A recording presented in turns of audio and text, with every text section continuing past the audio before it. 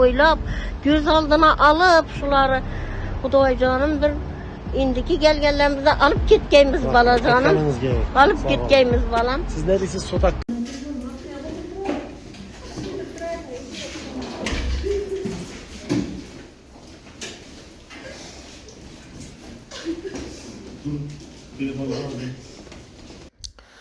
Sud tugadi.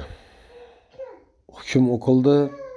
Bitta shaxs, bitta fuqaro suddan ozod qilindi, qolganlari shu qamoq jazosi bilan jazolandi.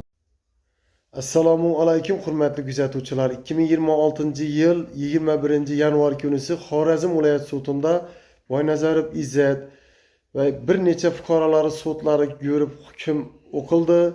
Yurtdoshlar, sudda bir fuqaroni oqlandi sud tomonidan.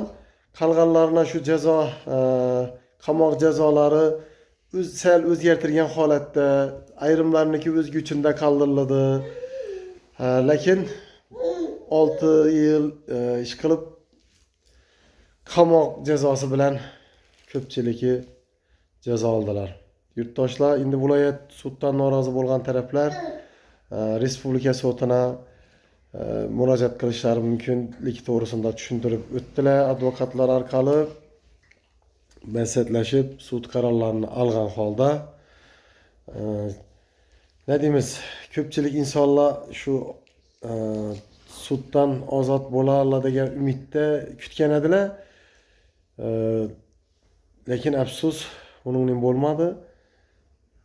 Ne deymiz, boshqa tushganini ko'z ko'rar dedilar. Oila a'zolalarına sabr tilaymiz.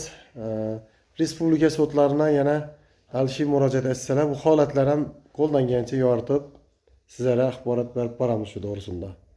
Sog' bo'ling, salomat bo'ling aziz yurtdoshlar. Yana bir bor oilalarga sabr, kuch-quvvat tilaymiz.